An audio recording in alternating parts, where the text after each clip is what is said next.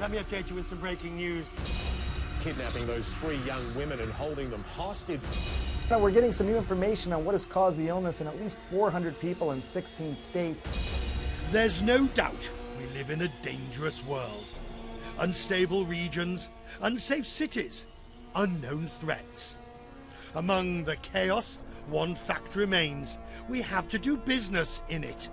From the streets of Kiev, now quiet, to the hotspots around the globe. Locations may change. Violence flares up. Governments fall down. Risk is the only constant. Today, for all business travellers, keeping safe is job number 1. So, this month on CNN Business Traveller, we're getting in, getting out, and getting home safe. There are parts of the world where those challenges are magnified many-fold. Coral Hotels, for instance, has properties in Iraq and Sudan.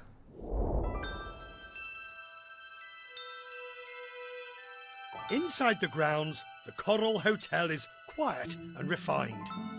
Everything you'd expect from a business hotel. But go outside the front doors on the streets of Baghdad and a different reception may await. The Coral is part of HMH Hotel Group. By any standards, one of the gutsiest players in the hospitality business. HMH has 17 hotels across Iraq, Sudan, Saudi Arabia, as well as the home in the UAE. The chief executive, Laurent Voivenel, knows the places where he has his hotels are volatile. I don't always sleep 6 hours per night, that's for sure. I spend at least 45 to 1 hour per day just to read the news about all the, the locations where potentially our hotel could be in target. Anytime something is happening in a hotel, we immediately be informed by the general manager who calls us, just because, again, the security of the staff and the security of our customers is our main priority. This Baghdad hotel is a good example of the strategy. It opened outside the green zone 2 years ago, when the threat level was lower than it is today. As the risks have risen, other hotels have stayed away.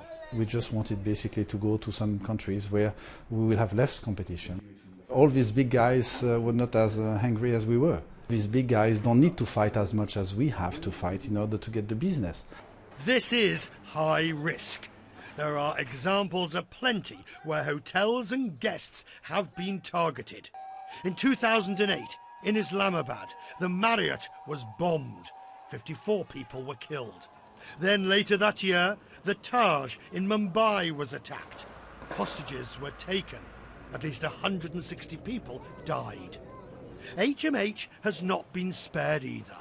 We were in Syria, we had 2 beautiful properties over there and 2 other construction, and the hotel was totally destroyed by the war. When you're running a business in a very difficult situation, like a very difficult or sensitive country like Baghdad, you have no place in the world which is bulletproof. None.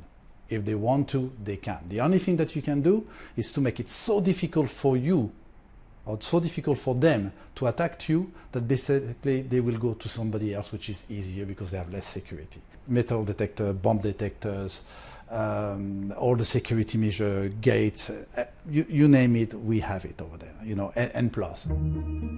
There's one key factor that Voivenel believes has lowered the risk to his hotels. HMH follows strict Islamic principles. No alcohol is served in any of the group's hotels. We don't want to have to do anything with alcohol, and it will also put other customers and our associates at risk because potentially, it will be perceived as a provocation. Laurent Voivenel has all the problems of any hotelier worldwide. Oh, and one more.